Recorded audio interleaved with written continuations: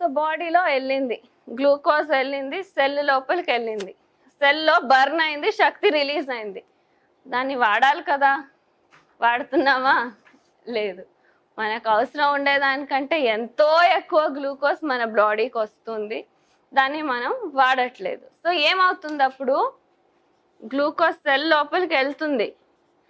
Cell లోపల వెళ్తే నాకు ఇప్పుడు ఆల్రెడీ ఇక్కడ ఎనర్జీ స్టోర్ అయ్యి చాలా ఉంది, నాకు నువ్వు వద్దు, నువ్వు వెనక్కి వెళ్ళిపో అని బ్లడ్కి పంపించేస్తుంది. సెల్లో already in the form of ATP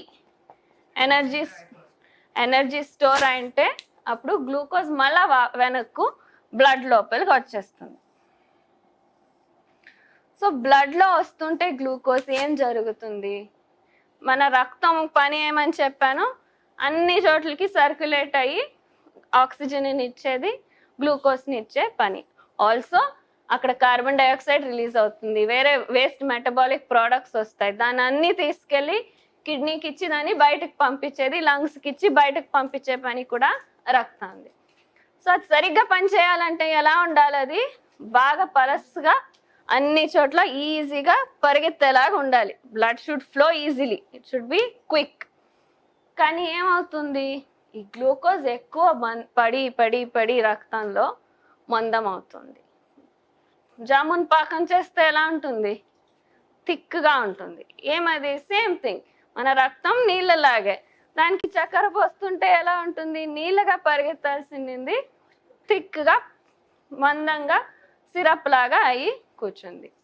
so రక్తం సరిగ్గా పరిగెత్తాలంటే మీ బ్లడ్ బాగా పల్స్గా థిన్గా ఉండాలి. అప్పుడేమంటారు డాక్టరు, నీ బ్లడ్ థిక్ అవుతుందంటే ఒక బ్లడ్ థిన్నర్ వాడు అని చెప్తారు. సో అప్పుడేమవుతుంది? Body tries to reduce the thickness tablet use చేసి. బాడీలో ఇన్నేట్గా కొన్ని మెకానిజమ్స్ ఉంటాయి ప్రొటెక్ట్ చేసుకునేదానికి. దేవుడు అందరినీ ఆరోగ్యంగా ఉండు అనే సృష్టించింది, కానీ మేమందరూ ఏంటేంటివో చేసి ఇలా చేసుకుంటున్నాం. సో దేవుడు మనకు హీలింగ్ కెపాసిటీ మెకానిజమ్స్ కూడా ఇచ్చాడు. సో ఈ మందం అవుతున్న రక్తాన్ని ఏం చేస్తుంది? లివర్లో వెళ్ళినప్పుడు దాంట్లో ఉండే గ్లూకోజ్ అంతా కొంచెం ఎక్సెస్ ఉండేది తీసుకొని దాన్ని ఏం చేస్తుంది? ప్యాక్ చేసి గ్లైకోజన్గా మారుస్తుంది. ఇంకా తగ్గట్లేదంటే ఏం చేస్తుంది? ఇప్పుడు పేపర్లు ఇటు అటు పడింటే అన్నీ తీసుకొని ఒక ఫైల్లో పెడతాం. ఫైల్ ఇంకా పెరిగిపోతున్నాయంటే ఫైల్ని ఒక బాక్స్లో వేస్తాం. అలా లివర్ ఏం చేస్తుంది? ఎక్కువ ఉండే గ్లూకోజ్ రక్తం మందంగా కాకూడదు, పలసగా ఉండాలని ఆ ఎక్సెస్ గ్లూకోజ్ని ఫస్ట్ గ్లైకోజన్గా మారుస్తుంది, తర్వాత ఇంకా కొంచెం కష్టపడి దాన్ని ఫ్యాట్గా మారుస్తుంది. సో ఫ్యాట్గా మార్చి ఏం చేస్తుంది? అన్ని చోట్ల it sends to the different parts of the body. ఏమవుతాము? లావ్ అవుతూ వెళ్తాం. Nothing but obesity. దానికే ఒక రోగం పేరు పెట్టాల్సి వచ్చింది, ఒబిసిటీ అని పేరు పెట్టాం. సో లావ్ అవుతాం. అయినా ఏమైనా మార్పులు వస్తాయా మనలో? ఏమైనా ఖర్చు చేసేదానికి ఏదో ఒక వాకింగ్ చేయండి అంటే ఏమంటారు? సార్ నేను రోజు వాకింగ్ చేస్తున్నాను. ఎంతసేపు? 10 minutes అని, 15 minutes. అది లేస్ కట్టుకొని పార్క్కి వెళ్ళేది, అక్కడ అందరితో కబుర్లు చెప్పుకునేది, హాయ్ బాయ్ చెప్పేది, అన్నీ చేర్చి 10-15 minutes వాకింగ్ చేసి and I'm doing it daily అని చాలా ప్రౌడ్గా చెప్పుకుంటారు చాలామంది. Of no use. సో ఏమవుతుంది? నెక్స్ట్ ఒబీస్ అయింది, ఫ్యాట్ అయింది, కన్వర్ట్ అయింది. బాడీ ఇంకా ఎక్కువ ఉండేదాన్ని ఏం చేస్తుంది? It slowly converts it into a different form known as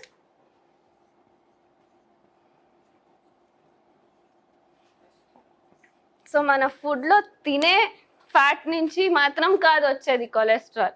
మీ బాడీలో ఎక్సెస్ ఉండే గ్లూకోజ్ని మీ body is converting it into a form of cholesterol.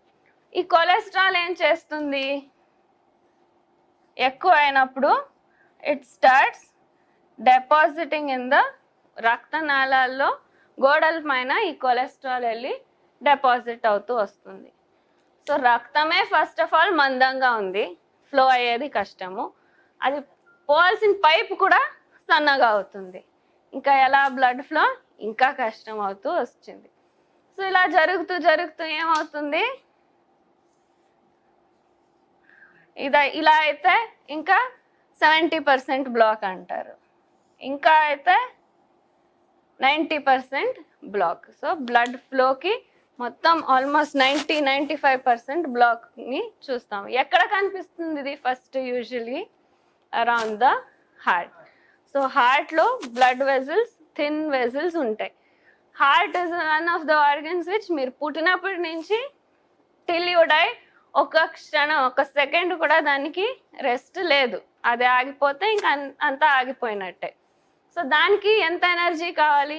చాలా ఎనర్జీ. వితౌట్ రెస్ట్ పని చేయాలంటే చాలా ఎనర్జీ కావాలి. సో దానికి ఎనర్జీ కోసం బాగా బ్లడ్ వెజల్స్ ఉంటాయి దాని చుట్టూ. ఆ వెజల్స్ నుంచి శక్తి తీసుకుంటూ ఉంటుంది, గ్లూకోజ్ తీసుకుని శక్తిగా మారుస్తూ ఉంటుంది.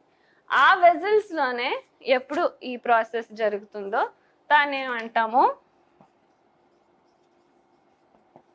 Heart block. నో ప్రాబ్లం, మన దగ్గర టెక్నాలజీ ఉంది. పైప్, చిన్న పైప్ వేస్తాము, లోపల వెళ్ళి దాన్ని బలూన్గా ఇన్ఫ్లేట్ చేస్తాము, అది ఇవన్నీ కొట్టేస్తాము. అది కాదా వేరే బైపాస్ చేస్తాము, ఇక్కడి నుంచి ఇక్కడికి ఇంకో పైప్ వేస్తామని. We are advanced so much that we have all this technology. కానీ వాళ్ళకి మళ్ళా అవ్వకుండా గ్యారంటీ ఇవ్వగలుగుతారా? లేదు, ఎందుకంటే ఈ ప్రాసెస్ ఇక్కడ లోపల జరుగుతూనే ఉంది. So we saw how excess glucose ఉన్నింది first led to blood becoming thick, next led to obesity, next led to cholesterol, next ఏమైంది? హార్ట్ బ్లాక్ వచ్చింది. ఈ హార్ట్ బ్లాక్ 100% అయిపోతే ఈ సెల్, హార్ట్ సెల్ ఏది ఉన్నిందో దానికి శక్తి లేదు, ఆక్సిజన్ లేదు, గ్లూకోజ్ లేదు, శక్తి లేదు. So what happens? It dies. ఈ హార్ట్ సెల్ చనిపోతే ఒక పెద్ద ఏరియాలో అయితే దాన్ని ఏమంటాము? Heart attack. Heart attack is nothing but one reason of the heart cells చనిపోతే దాన్ని హార్ట్ అటాక్ అని పిలుస్తాం. అది మీకు అది తెలిసే ముందే అయిపోతే this part is dyeing. So దాన్ని హార్ట్ అటాక్ అని పిలుస్తాం. ఒకేసారి పెద్ద వెజల్లో అయ్యి పెద్ద ఏరియాకి అయితే ఒకేసారి చనిపోతారు. మ్యాసివ్ కార్డియాక్ ప్రాబ్లం వస్తే ఒకేసారి చనిపోతారు. చిన్న చిన్న ఏరియాల్లో అయితే మనకు తెలుస్తుంది, and then we call it as heart attack. Same process బ్రెయిన్లో జరిగితే ఏమంటాం దాన్ని? Stroke. So suppose this was a cell of the brain. బ్రెయిన్లో ఒక భాగం చనిపోతుంది. సో ఆ భాగం దేనికి రెస్పాన్సిబుల్ ఉండిందో అది పనిచేసేది ఆప్ చేస్తుంది. So usually right side of the బ్రెయిన్లో స్ట్రోక్ జరిగితే మీ లెఫ్ట్ సైడ్ బాడీ పనిచేయదు, లెఫ్ట్ సైడ్ అయితే రైట్ సైడ్ పనిచేయదు. సో డిపెండ్స్ ఏ భాగంలో మీకు ఈ ప్రాసెస్ జరుగుతుందో ఆ భాగం పైన ఎఫెక్ట్ ఉంటుంది. కొన్ని వైటల్ సెంటర్స్ ఉంటాయి బ్రెయిన్లో. ఇప్పుడు మీ బ్రీదింగ్ కంట్రోల్ చేసే సెంటర్ ఉంటుంది, దాని దగ్గర జరిగితే ఇంకా ఒకేసారి చనిపోతారు. But depending on wear it is happening you have effects. ఇంకా సరిపోవట్లేదు అన్నప్పుడు ఏమవుతుంది? ఈ గ్లూకోజ్ ఏది వెనక్కి వచ్చిందో బ్లడ్లో ఉండే కణాల పైనే వచ్చి కూర్చునేస్తుంది. Gets stuck to the RBC. బ్లడ్లో red blood cells, white blood cells and platelets ఉంటాయి. సో ఆర్బీసీ పని ఆక్సిజన్ని పట్టుకొని తీసుకెళ్లేది, కార్బన్ డైఆక్సైడ్ని పట్టుకొచ్చి వదిలిపెట్టేది. ఆ ఆర్బీసీ పైన గ్లూకోజ్ స్టిక్ అయిపోతుంది. దాన్ని ఏం పిలుస్తాము? Glycosylated haemoglobin. షుగర్ ఉండే వాళ్ళు make note of this. Glycosylated haemoglobin or HbA1c. This is the most important factor. మీకు షుగర్ ఉంటే దీన్ని మీరు గమనించుతూ ఉండాలి. మామూలుగా చేసే టెస్ట్లు, fasting, post prandial, empty stomach, after food చేసేవి అందరూ చెప్తుంటారు 200 ఉంది, 300 ఉంది, 150 ఉంది.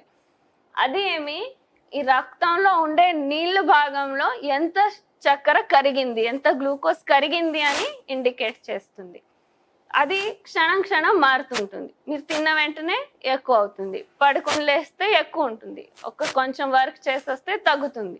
సో ప్రతి క్షణం మారుతూ ఉంటుంది. కానీ ఈ HbA1c ఏంటి? ఒక్కసారి ఆ ఆర్బీసీ పైన అతుక్కొనేస్తే ఇంకా ఆ ఆర్బీసీ చనిపోయేంత వరకు చేంజ్ కాదు. అది it is stuck for the entire length of the life of the RBC. So ఇది మీరు గమనిస్తుంటే ఆ వేరియేషన్, ఆ క్షణంగా అయ్యే తేడాలు లేకుండా మీకు కరెక్ట్ ఐడియా వస్తుంది. ఎన్ని రోజులు ఉంటుంది ఒక RBC? Life span of RBC is 3 months.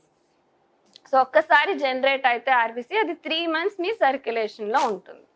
So మీరు హెచ్బిఏవన్సీ టెస్ట్ చేసుకుంటే మీకు యావరేజ్ 3 monthsలో ఎంత ఉందని సరిగ్గా తెలిసిపోతుంది. సో దట్స్ వై మన దగ్గర వచ్చే పేషెంట్స్కి we always advise them keep a track of your హెచ్బిఏవన్సీ. మీ ఈ వేరియేషన్స్ని అంత పట్టించుకోవద్దండి. అది ఒకసారి తగ్గుతుంది, ఒకసారి ఎక్కుతుంది. కానీ దీన్ని మీరు always keep track of this. That should keep reducing step by step అని చెప్తాం. So what did we see?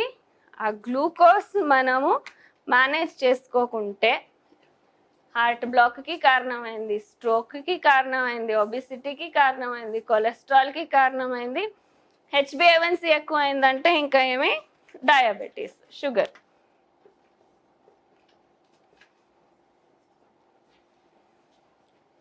So అన్ని రోగాలకి మూలం ఏంటి? ఆ గ్లూకోజ్ని బ్యాలెన్స్డ్గా కరెక్ట్గా పెట్టుకునేదే అది ఆరోగ్యం.